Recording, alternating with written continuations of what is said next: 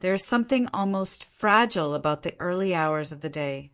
Before the noise begins, before the rush takes over, the morning holds a kind of honesty that we rarely notice. It's the moment when the world hasn't asked anything of us yet, and we simply exist, half awake, half dreaming, suspended between who we were yesterday and who we might become today. I've always believed that mornings reveal a quiet truth about people. Some wake with intention, others with reluctance, some with hope, others with a soft sigh. But no matter the mood, every morning carries a rhythm, a small sequence of gestures that shapes the entire day.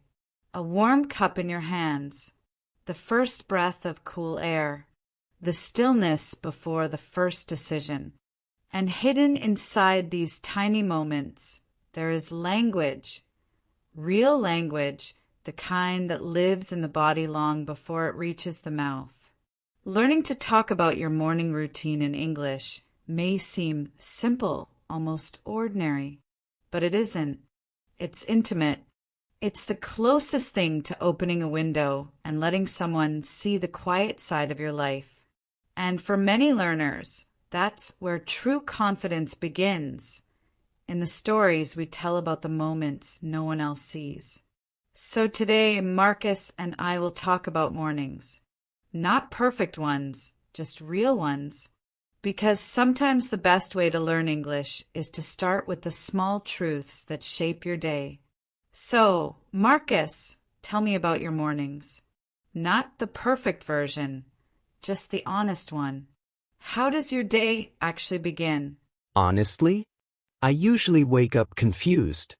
You know that moment when the alarm rings and you're not sure who you are or what century it is? I know it very well. And in English you can say, I wake up feeling disoriented. Try it. Okay, I wake up feeling disoriented. That sounds a bit dramatic. Mornings are dramatic, Marcus. Continue. What's the next thing you do? Well, I stay in bed for a minute. Sometimes 10. I check my phone, which I know is a terrible habit. You can say, I usually stay in bed and scroll through my phone. It's simple and real. Right. I stay in bed and scroll through my phone. After that, I sit up and just stare at the floor for a moment. That's a very human detail. You could say, I sit on the edge of the bed and try to wake up. It sounds natural. Yeah, that's perfect. So, I sit on the edge of the bed and try to wake up. Then I stretch a little. My back makes horrible noises. You can say, I stretch my body because everything feels stiff. It's a nice, everyday sentence.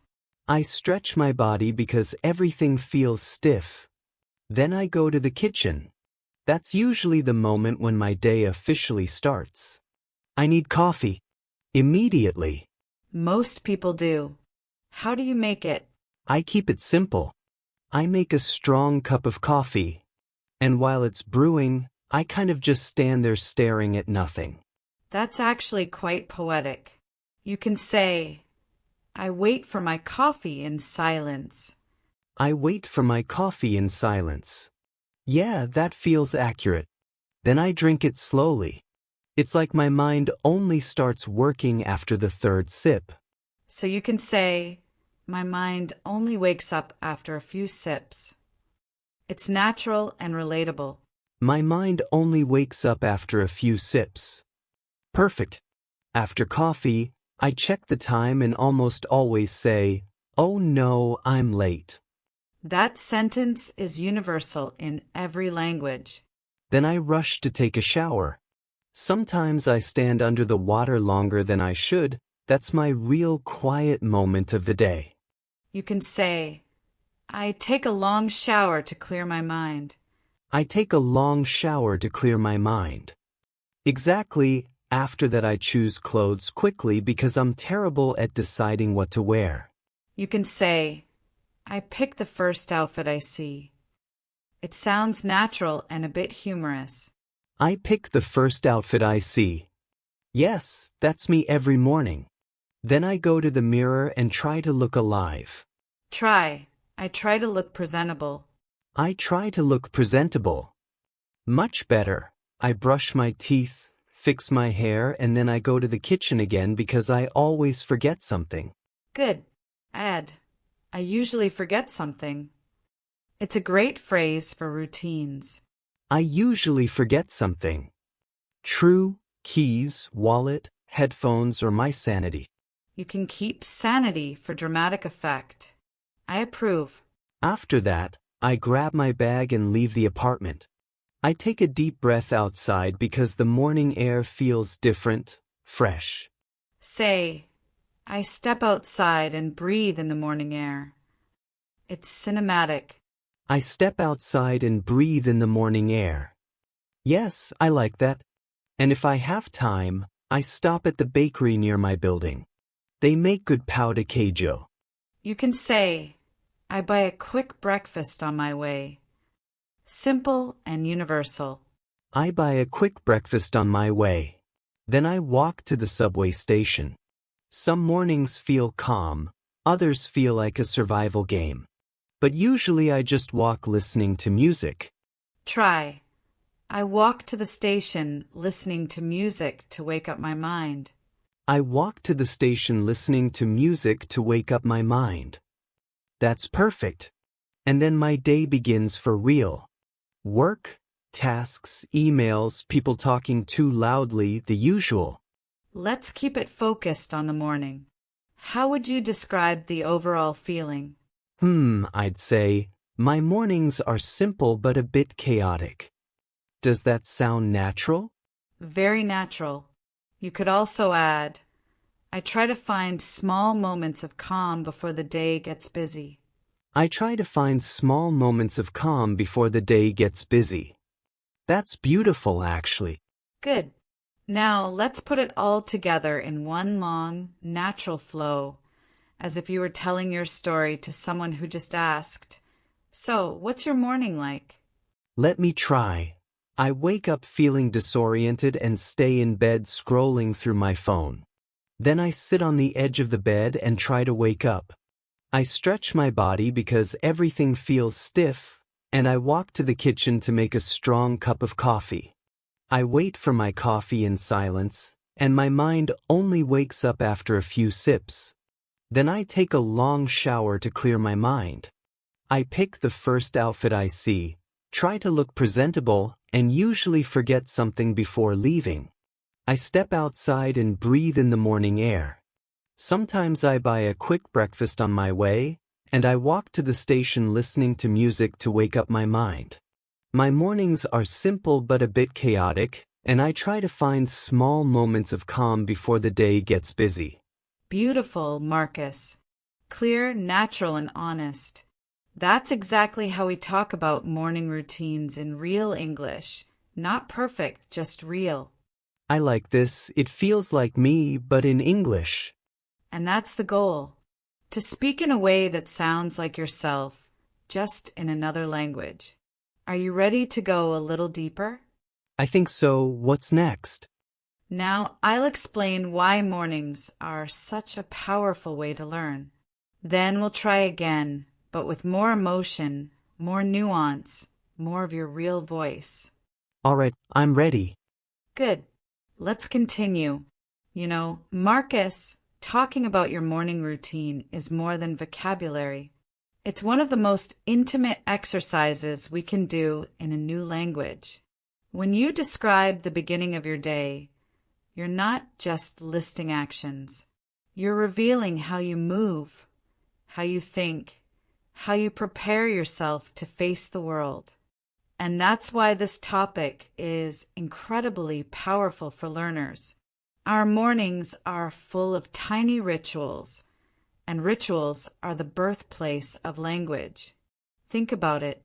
Every gesture has a feeling behind it. Waking up slowly or waking up quickly says something about your personality. Making coffee in silence or putting on music says something about your mood. Even small habits, choosing clothes, opening the window, taking a long shower, they all carry emotion.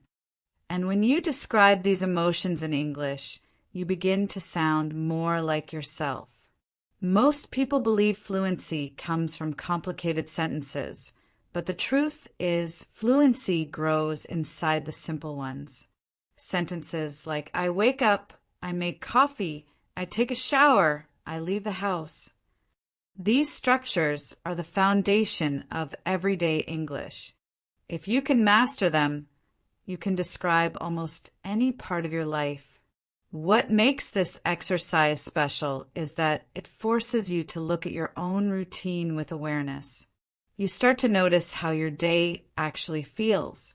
And when you learn to talk about your life with clarity in any language, something changes inside you. You gain confidence.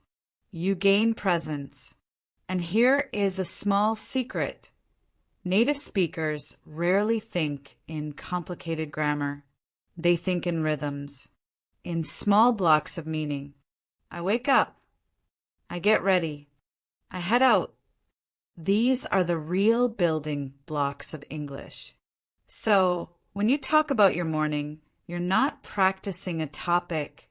You're practicing being yourself in English. That's why it matters. And that's why we're doing this today. Ready to try again, but with a bit more heart?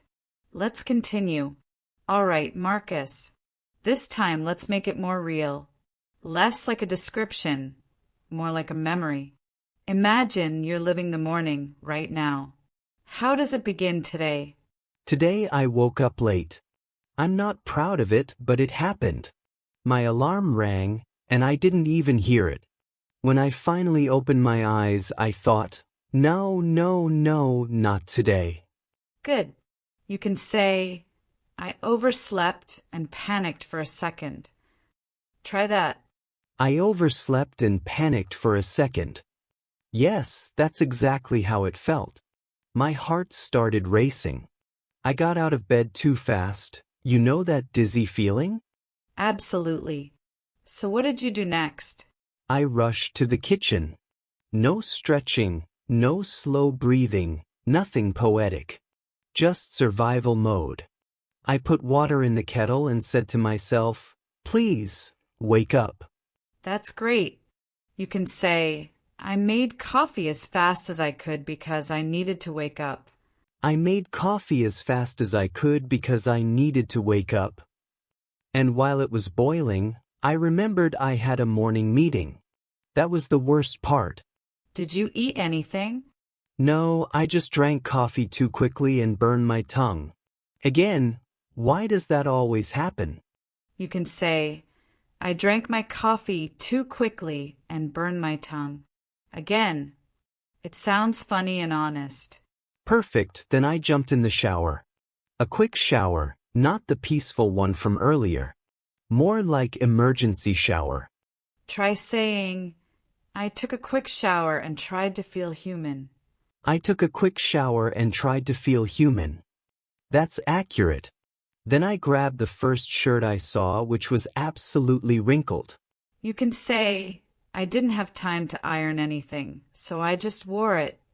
I didn't have time to iron anything, so I just wore it. Yes, that shirt betrayed me today. And after you got dressed? I checked the time again, grabbed my bag, and rushed out the door. But when I reached the elevator, it wasn't working. Oh no. I live on the 9th floor, Olivia. So you took the stairs? I ran. I ran down all 9 floors while repeating, I'm not built for this. Try. I ran down the stairs because I was already late and out of breath. I ran down the stairs because I was already late and out of breath. Perfect. When I finally got outside, the morning air hit my face. And honestly, it felt good. You can say, the fresh air helped me calm down a little. The fresh air helped me calm down a little. Yes, it really did. And even though I was in a rush, I saw the bakery was open. And for a second I thought, should I get pão de queijo? And did you? I stayed strong. I just walked past it with pain in my heart. You can say, I walked past the bakery, even though the smell almost convinced me. I walked past the bakery, even though the smell almost convinced me. Nice. Then I put on my headphones and tried to reset my mind. Music helps. What did you listen to? Something calm. I needed it. I walked toward the station thinking, okay, breathe, you're fine. That's such a real moment. You can say, I walked to the station trying to slow down and breathe. I walked to the station trying to slow down and breathe. And then, something interesting happened. Tell me. A woman near the station dropped her bag. Papers everywhere. And without thinking, I helped her pick everything up. That's lovely.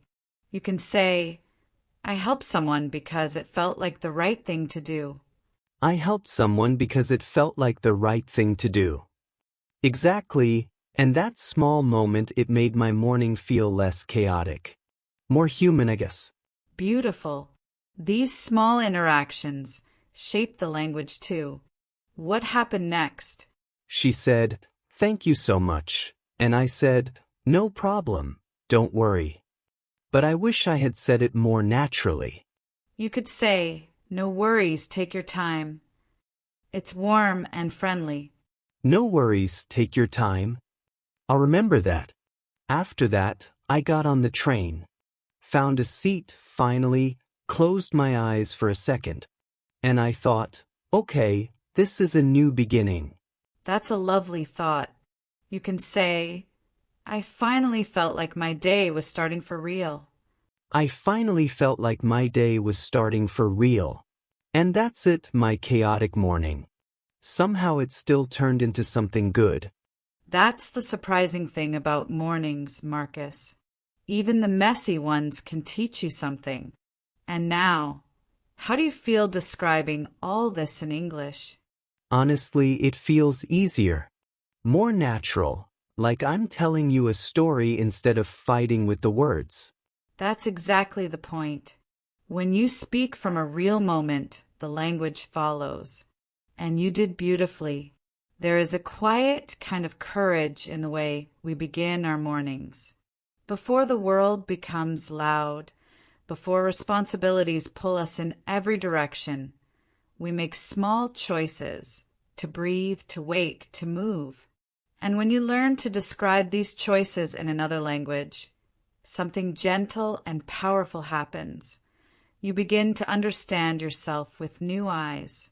Talking about your morning routine is not about perfection. It's about presence. It's about noticing who you are when no one is watching and allowing that version of you to exist in English too. When you say, I wake up, I get ready, I leave the house, you're not just practicing sentences. You're building a voice, a real one that belongs to you. If you can speak about the quiet beginnings of your day, you can speak about anything. Confidence grows in these small moments, and it grows quietly, like morning light entering a room. If today's conversation helped you breathe a little easier in English, I'd love to hear from you. Share a part of your own morning in the comments. And if this felt warm, natural, or comforting, consider subscribing and liking this video. There's another conversation waiting for you. It's already on your screen. I'll meet you there.